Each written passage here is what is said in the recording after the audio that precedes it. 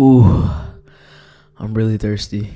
And I'm really thirsty to actually give this message because Spirit has been like really pulling me and driving me to want to give this message because I keep hearing you need to give a love message. You need to give a love message. And all I have to say is your love life is about to expand in the most astronomical way that it's almost like not even feasible or tangible to even like grasp. How can I even explain what I'm feeling for you and what I'm feeling for the collective?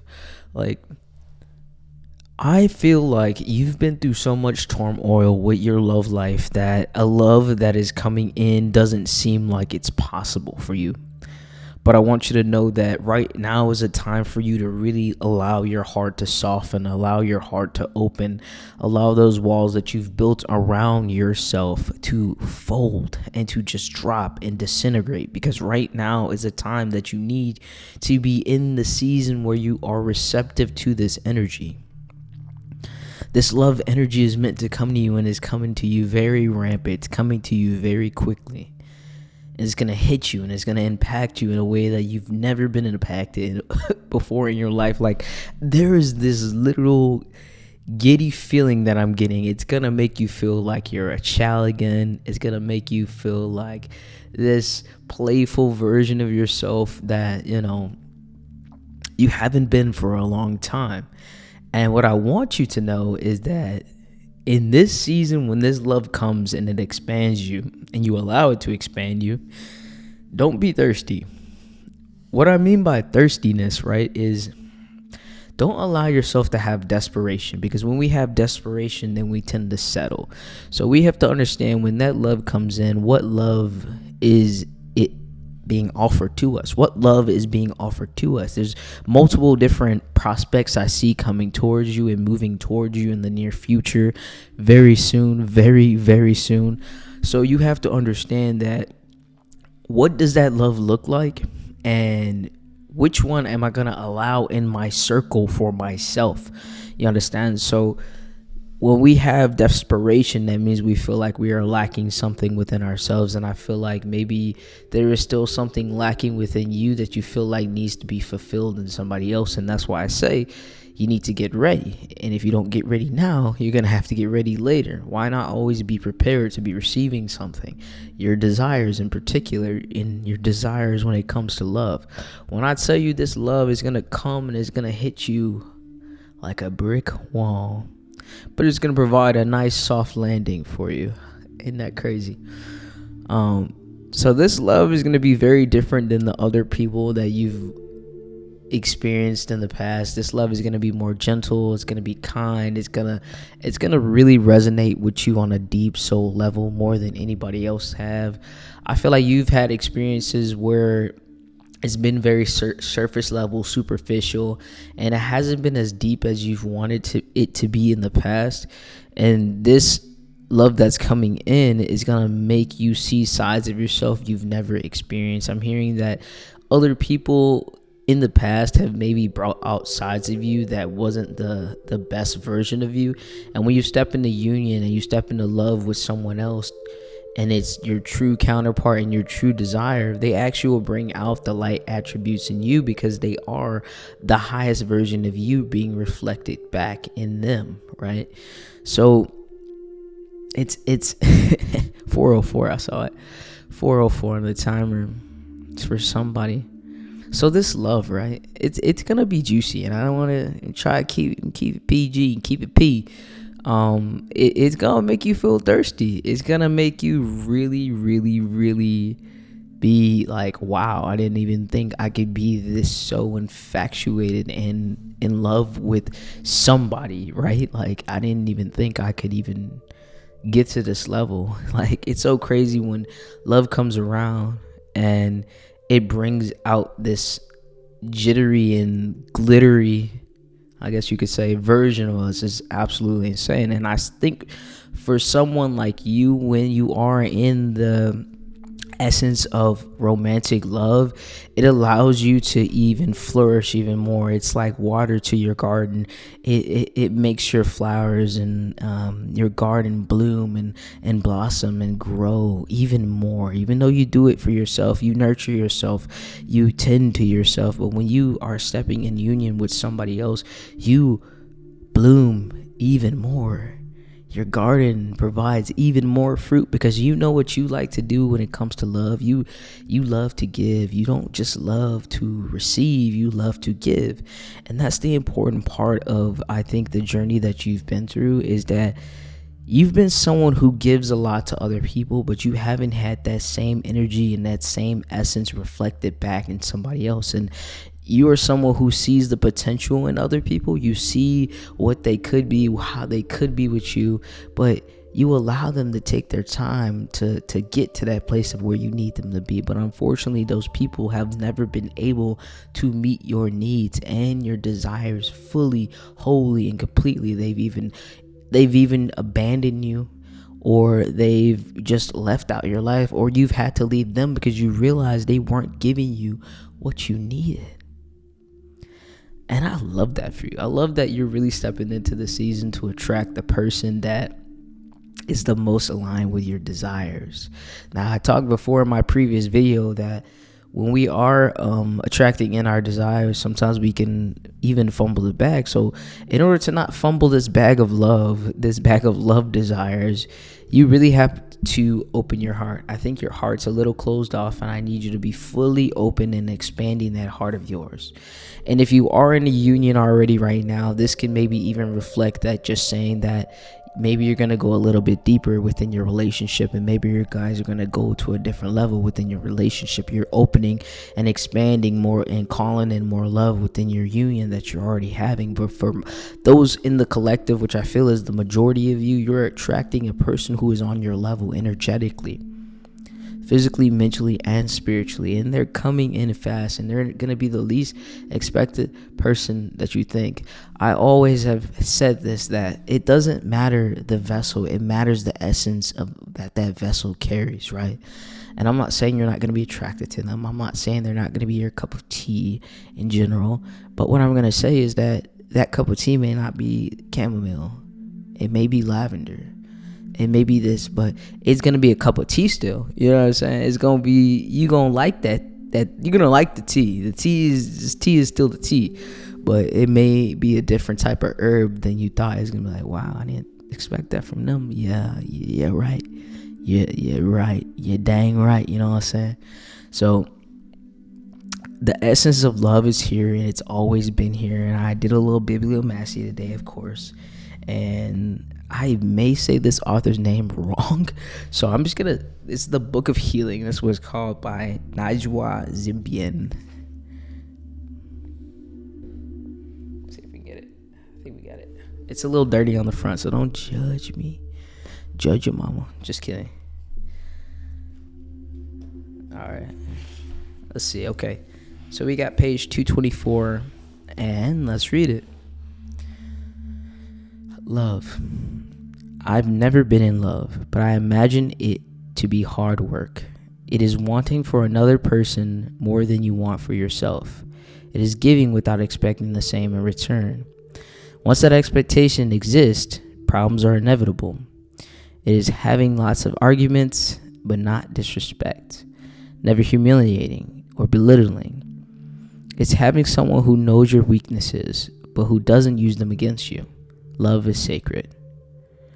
It is by no means perfect or flawless. It is beautiful with every little imperfection in it. Perfection is always the same, but every imperfection makes each love a unique thing. Love is not a destination that we reach at one point. It is a journey that we already began the moment we were born. I love that. It is a journey that we began the moment we were born. It is not something that we find, but something we discover as we look more and more into your soul and learn more about yourself. It is having someone who makes you see that world in a better way. Someone who shifts your focus from the insignificant worries to the things that matter. Love never brings you down. It always lifts you up. It only grows. It is appreciating someone for who they are, not just for the way that they make you feel. Love is seeing the beauty from within, for it is what lasts a lifetime. It is dedication to keep hold the hand of the one who loves you, even at heart. It is commitment to bettering oneself through bettering of another. That's interesting. The author definitely has a different outlook on love for sure, but I think there's little inklings in here that I love about this book. And I think my biggest thing is I think what I got out of that is not allowing the love to have expectations in this next part of your journey, right? Sometimes we can put expectations on the other people, and that expectations can even be that you're not the version of yourself that I thought you were. So, wow, what are you doing, right? So we can't do that. We have to accept someone as they are. We can't put the expectation onto them of who we think we are. And I feel like you've done that in the past, where you've literally have taken someone and you integrated your idea of who you thought they were and you placed that on them, and then you were disappointed when that person didn't show up as that version that you thought they were. But that's not fair for other people. You can only allow people to, well, not really not only allow, but you can only see people for as they are and take them as they are. We can't force a narrative on other people, and I think that's why a lot of people end up in turmoil within their relationships and having those arguments and being like, why are you not showing up in this way? Because this is what I expected you to do. I think you need to set firm boundaries in this next phase as this love comes in. I think you need to honor your feelings. I feel like a lot of time you put your own feelings to the side for the sake of other people. I think you need to honor yourself, because in honoring yourself, you're honoring this love. And what did it also say? It's about giving. You see, when you are holding yourself, that water. When you are holding yourself, you aren't reaching out in that desperation and that thirst. So I'm really getting into like, there's going to be a lot of options in love expanding, coming towards you. But don't be thirsty, because if you're thirsty, you might end up in the same situation that you all were already in, and you don't want that. Don't have desperation. Don't have thirst. Have patience. Allow yourself to quench your needs. Allow yourself to see what the truth is behind the veil of the individual. But if you're thirsty, meaning if you have a strong attraction to someone, and you allow yourself to just fold all the way in without even really getting to know them on a deep soul level, no matter if it can happen in a week, 2 weeks, a month, however long it takes for you to get to know someone, however long it takes for you to get to know them, right? It doesn't matter. The point is that you allow that process to happen before you have this thirst and overreaching desire, right? Because that, whether it be, physical desire for someone, and you're so physically attracted to them that you've ignored all the red flags, you've ignored all the characteristics and traits that are non-negotiables. I'm hearing that you need to really figure out what your non-negotiables are. So that's a part of the preparation stage for this love coming in, because you're gonna have a lot of options, but not all the options are gonna be good choices. Not all the options are gonna be good for you and aligned with you, but you're gonna get more options open. You're looking very delectable right now. And not just in a physical sense, in a spiritual sense, you're very delectable right now, okay? Like you're very attractive to a lot of people right now, and you have to understand that if you get thirsty, you will allow yourself to be put in the same situation. So look at things as they are. Don't put your interpretation on who you think these people are. Just because someone's good looking doesn't mean they're for you. And then also too, everybody that you're attracted to actually doesn't mean that you should be in a relationship with them. Understand that. I'm really I had to come to that conclusion myself. Everybody who you are attracted to, and even just not even just attracted to, build a connection with, it doesn't mean you should be in a relationship with them. Let me say it again. Just because you have a connection with them physically, mentally, and spiritually doesn't mean you should be in a relationship with them. And stop thinking with your natal parts, for sure, especially for my men out there. Don't be thinking with your physical desires for someone. Actually, stop thinking with your physical desires. Yes, it's a beautiful thing to have a attraction for someone, but at the same time, what can that person give to you or add to your life that you aren't already having for yourself? What can they add? What can they do? You know what I'm saying? Like, a pretty face is only goes so far. You know what I'm saying? A pretty face, you know what I'm saying, only goes so far, so long. At the end of the day, what can they add to your life? What value can they add to you? And I'm feeling the urge to say again, please open your heart, because I really don't want you to block this incoming love. It's so exciting. Like, I literally got off my couch. I was watching This Christmas. It's still playing. Watching This Christmas, and I was literally like just smiling giddy to myself, because that is the type of person that you're literally attracting. You're either your soulmate, twin flame, whatever you want to call it. I'm just gonna say divine counterpart, love union.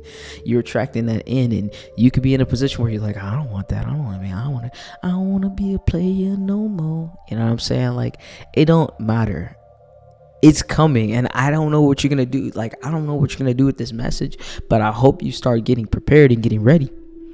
I hope you get new bed sheets on your bed. I hope you start organizing your place, and I hope you just heed my warning, because when they come, they're going to want to see a nice, fresh, clean space. They want to see you taking care of yourself, even though you should be taking care of yourself irregardless all the time.